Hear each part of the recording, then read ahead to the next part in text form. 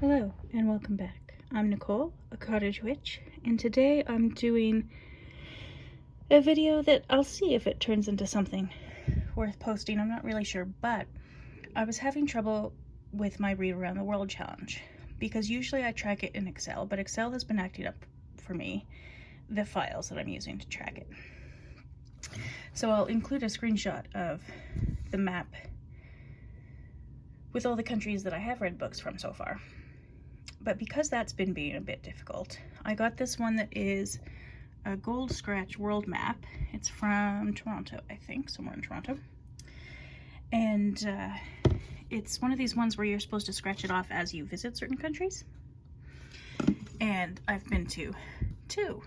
I've been to Canada and the US, and I haven't even been to all the Canadian provinces. So it does have Canada and the US divided up into provinces and states, so you can just scratch off those as you go. I'll probably do those last because I'm gonna look into that and see if I've actually, I assume at this point, because I've read so many Canadian and American books, that I've read authors from all the provinces and states, but I'll find out if I'm missing any. And then all the rest of the countries. So I do, since I'm reverting back to analog, have this notebook where I keep a list of all the books that I've read, or at least one of the books. Like, have I read more books than this from Afghanistan? Yes. But I've tried to keep one fiction and one nonfiction spot for each country.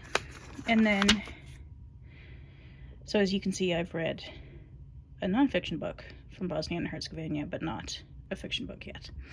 And so the ones I haven't checked off are ones where I think that's what I want to read from there. I think because I have that book. Some are blank where I don't know, because I don't know any Bolivian or Bhutanese authors. If you have any suggestions, by all means, let me know. So basically what I'm going to do today, and I might end up sort of doing this on fast forward so it doesn't get too dull for people, is go through the countries I have read and scratch them off, see if I remember the books that I've read. It'll be an interesting little project. And I think I'm not going to go in alphabetical order because that would get a bit weird. I think I'm going to start with Africa because that's where I'm reading the most right now. And it's got a lot of the islands as well. And then for the Caribbean, it's got some of them there. But then it's got this sort of pop-out section down here. So that's pretty cool. I'm happy about that. Then there's this grand tour. I know people used to do a grand tour of Europe. I'm not really sure what this grand tour is, but I think I've read books from not Bermuda or Brazil. Can't remember if I've read a book from Tanzania or Cambodia, or Ecuador, I'm not sure, but everything else I have. Some of these little countries I'm not familiar with. Oh, there's Waves to Your Soul Island Reunion. I'll have to find a book from there at some point. I do, in my list of books, have some territories as well that are like disputed territories. So for instance, I've got a section on Palestine, obviously, because of course I do. But also like Puerto Rico, the Virgin Islands, islands that are sort of territories of colonial countries, basically. Or that are disputed. I've sort of included those, like Tibet. Is Tibet on here? No. So Tibet I've got, so it doesn't quite have everything. Oh, it does have Kashmir though. Interesting. So that's cool. And then it came with this little like guitar pick thing. You can use a coin as well. The little note that came with it says you can use a coin, and it's supposed to come off very easily. So let's find out. Okay. It is, I'm realizing, a little hard to see at this angle. I feel like I need one of those tilted tables that I most definitely do not have. But, well, let's start with the Middle East. Is my head gonna get in the way here if I lean forward? I don't know. Let's see how easy this is. Afghanistan, it's not too bad. So, books I've read from Afghanistan. Khalid? That KH sound, I'm so spectacularly bad at. Khalid Hosseini. His books, if you've never read his books, he wrote The Kite Runner. And The Mountains Echoed is actually my favorite. It's heartbreaking, but it's beautiful.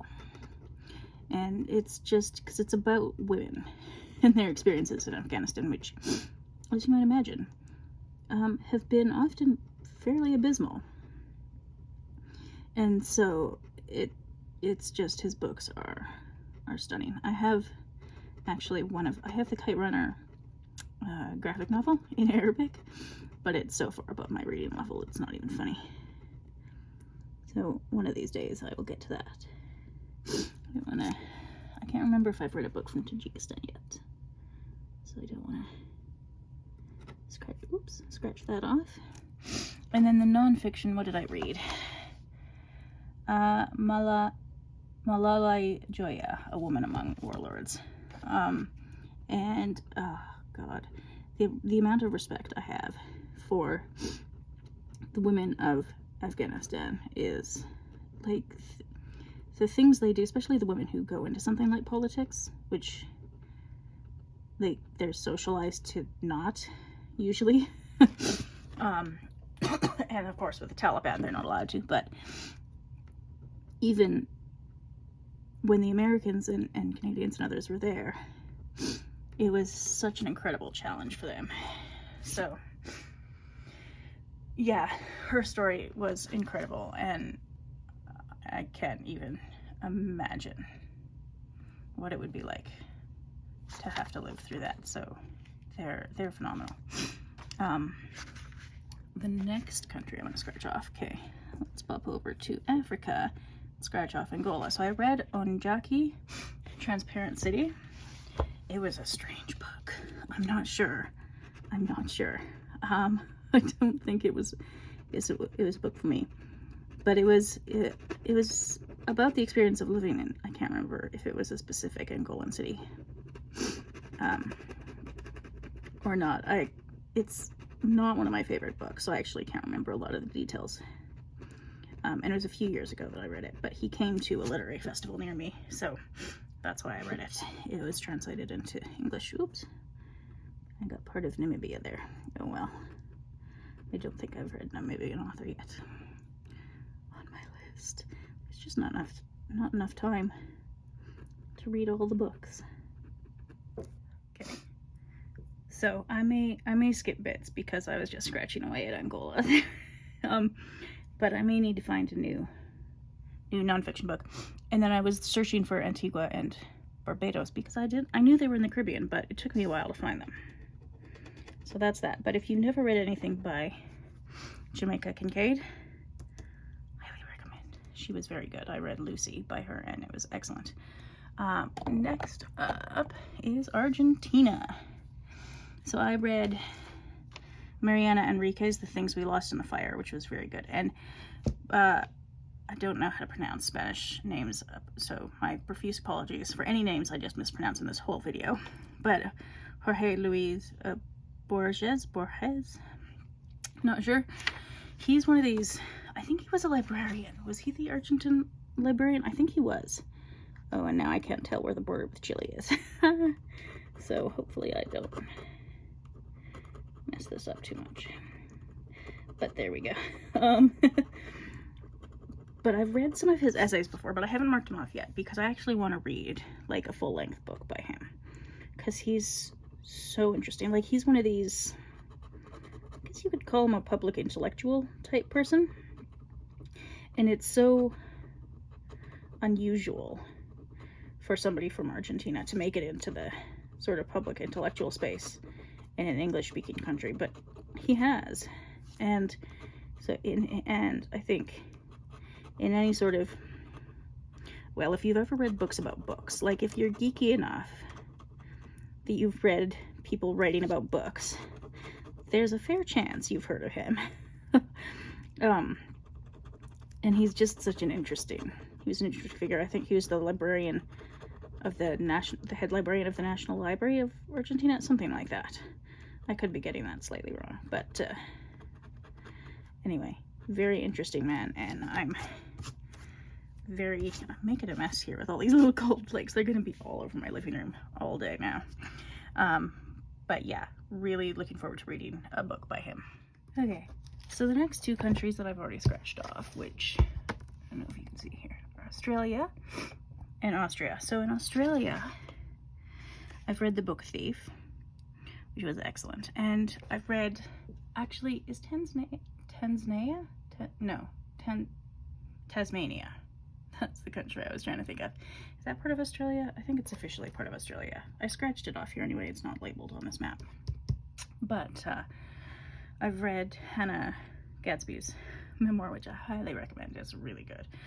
Also, she's also autistic and gay. So, hey, I loved it. But I do want to read this Growing Up Disabled in Australia. So in Australia, they have this book series, Growing Up blank in Australia. So growing up Black in Australia, growing up Indigenous, or I can't remember if they call it Aboriginal in Australia. Things like that, which I kind of wish they had in Canada as well, because I totally read those. But this one I particularly want to read. And then for Austria, I read Viktor Frankl's Man's Search for Meaning, which, phenomenal. He was a Holocaust survivor, and it's a really good book. Highly recommend. So next, Bangladesh. So this was not my favorite book. It was one of these interesting books where I think for a golden age, it was one of those books where I think I must have lacked some cultural context because I just didn't connect with it. Like, sometimes you don't connect with it because you just don't. Like, it's not for you. But sometimes I don't connect with books because they're from a country that I know so little about. And Bangladesh I know very little about. So I feel like that's part of why I didn't connect with that book, at least. And then I read Muhammad Yunus's Creating a World Without Poverty. And he's the guy, where's Bangladesh here? Who started microloans. So he gives microloans mostly to women because, as he says in the book, they're not only most likely to pay them back, but they're the most likely to benefit the whole community rather than just the one person you give the loan to. So hey, that's interesting. But it's a really interesting book. So if you're interested in poverty at all, like how poverty works, like how it's not sustained, but a continuing sort of cycle, and how people might get out of it, Creating a World Without Poverty is really interesting. And as bankers go, he's pretty unusual. So next up, Belarus. I might skip ahead because it's going to take me a minute to find Belarus. Like, I know it's in Eastern Europe, but where in Eastern Europe? Not entirely sure. The Unwomanly Face of War. She's got a few books like this. I think she's got something to do with a children's view of war. And this was a good one. Because most books about war are the men's perspectives of war. And so this was a nice change. And a lot of the women were soldiers in the world wars that she talked to. And so it wasn't just, you know, the women who stayed at home who she talked to, although she did. But it was women who were soldiers, and people assumed that, like, women soldiering is a new thing. And it really isn't.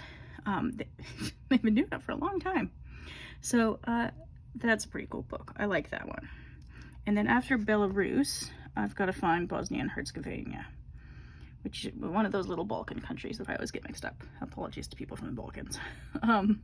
But Zlata's diary is like the Balkan version of Anne Frank's diary. She was a girl who lived through the war there, and she wrote a diary. And it's really quite good. And then that one, Alexander Heman, I haven't read, but I've heard good things about him, and I have one of those books, so those are the countries up next. A couple things I've discovered in doing this map. One is, it's really easy to scratch these off. You don't have to apply much pressure at all. And in fact, it's really easy to accidentally scratch neighboring countries. So Russia, I'll unscratch when I get there. Ukraine and Romania, I can't remember actually if I've read authors from those countries. So when I get to my book, I'll see. But yeah, it's really easy. And also, I didn't realize Bosnia and Herzegovina was this big. Like, it looks like it's relatively the same, close to the same size as Austria. Had no idea. So, that's cool. Okay, next up in my book, back to Africa. Cameroon, and then Canada. I'm going to leave Canada for now because I'm going to look up the different provinces later.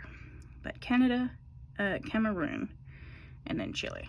Okay, so Cameroon, I read Mbolo Mbue's Behold the Dreamers, which I think was also, was it a lesbian couple in that book? I think so. Anyway, I remember it being beautiful. Where's Cameroon here? There. And really loved it. It was a debut novel. And I just feel like some people, you know, are just outrageously talented. You know, how can a debut novel be so good? I realize a lot of people write short stories and things before their debut novel, but still, it's really impressive when a debut novel is that good. And she has a new book out now, but I can't remember what it's called. But I've got it on my wish list. So one of these days, I will get to that. And hopefully it will be as good as her first one, because I really enjoyed that. I haven't found any nonfiction, I think, from Cameroon yet that I want to read. So yeah, that's one thing that's missing. But Cameroon, and then Chile. So Chile is Isabel Allende, because of course it is. I've read, I think, every single book she's ever written. If I could find out how to read the newspaper articles and things she'd written before, I totally would. But I've read all of her memoirs, I've read all of her novels, I've read her YA novels, or middle, I think they're more like middle grade. So good. She's such a good writer, and I know some of her more recent books, she's been sort of adventuring into other genres. And some of them are more successful than others. But you know, when you're in your, I don't know how old she is now, her 70s maybe? She's written a lot. And so, you know, at a certain point, if you're going to explore other genres, you might as well just go for it, you know, like, give it a go. Anyway, I have all of her books, and I recommend all of them. But particularly, if you like magical realism, her earlier ones are gorgeous. They're so good. And then her memoirs are, like, if you're a memoirs person, Paula is incredible. Actually, all of her memoirs are incredible, but Paula, oh, and she has a cookbook called Aphrodite. So for all these Greek tarot lover people out there, Aphrodite, it's a good cookbook. It's all about food and sensuality. So, you know, if you like that side of food, that might be for you. So what have I done now? Cameroon, Chile, skipping Canada, China, and Colombia. Well, while I'm over here, maybe I'll do Colombia next. So Gabriel Garcia Marquez. I've read 100 Years of Solitude, and oh, I scratched Ecuador by mistake. And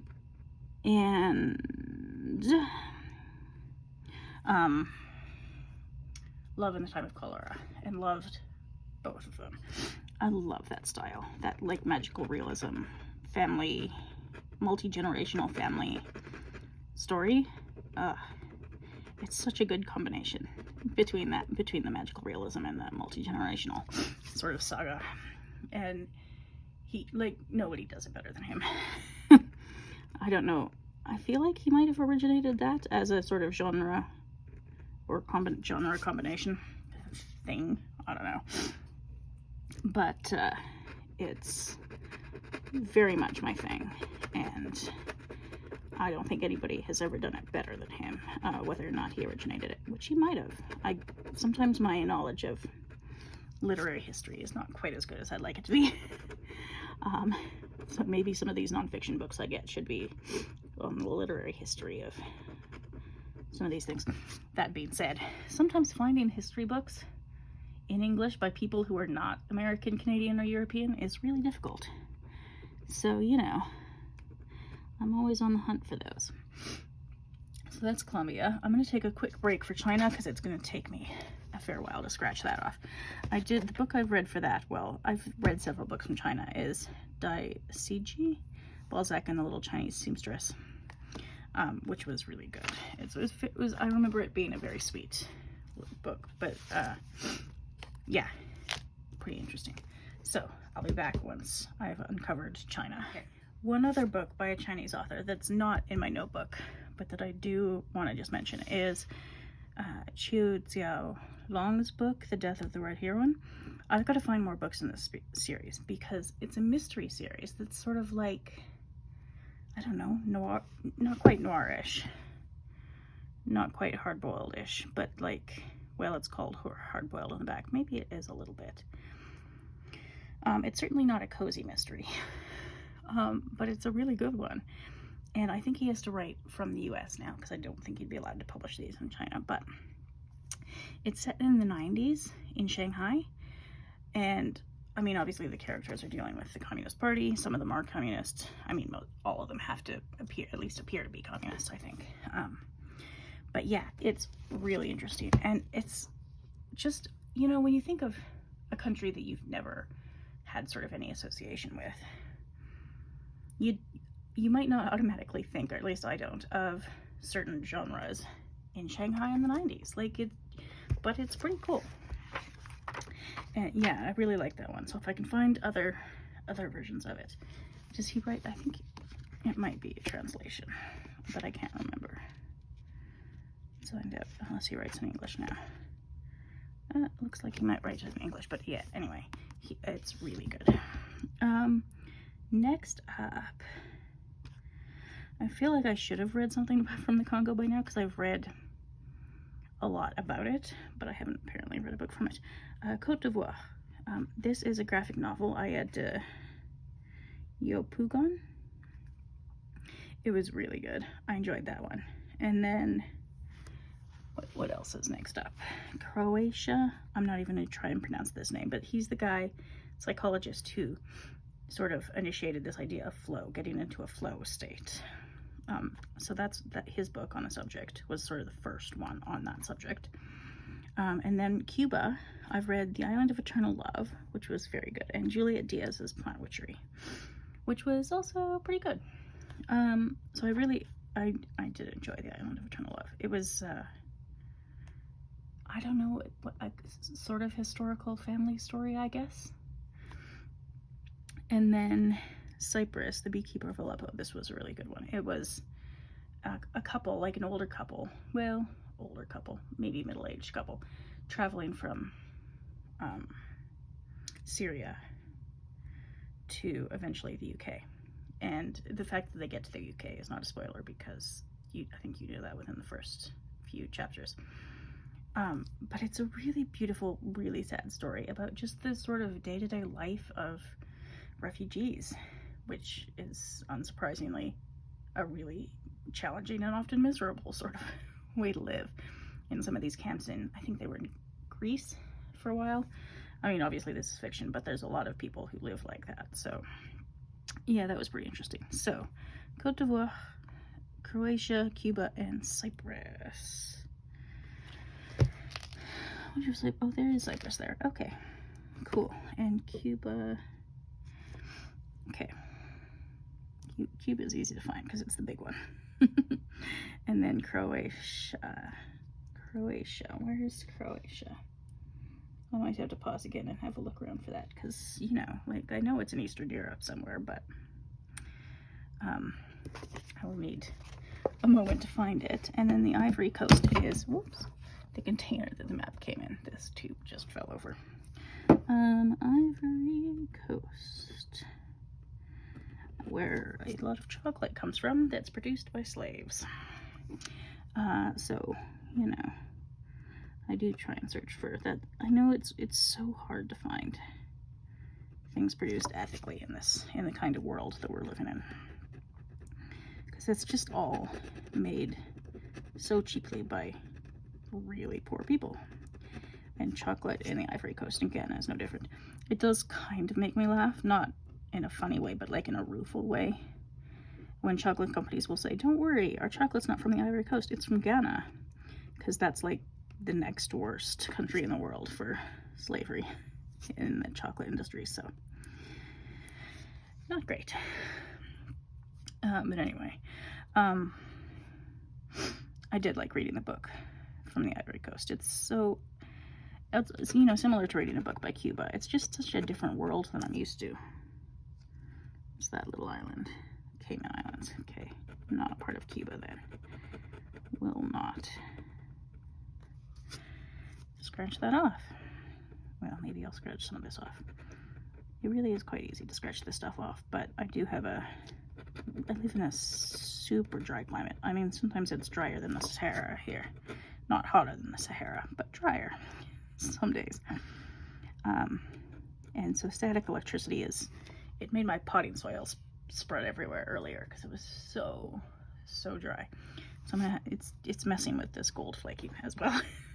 So that's an adventure. Anyway, I'm gonna, Cyprus, I know where that is. I should read a history of Cyprus once. It's such an interesting little country. Strange history, like at the crossroads of so many different places. And then Croatia. Okay, I'll be back once I find Croatia. As it turns out, I filmed this for about an hour and a half, so I'm going to try and edit it down, but this will be part 1 of several. So thank you for watching, and I'll see you next time.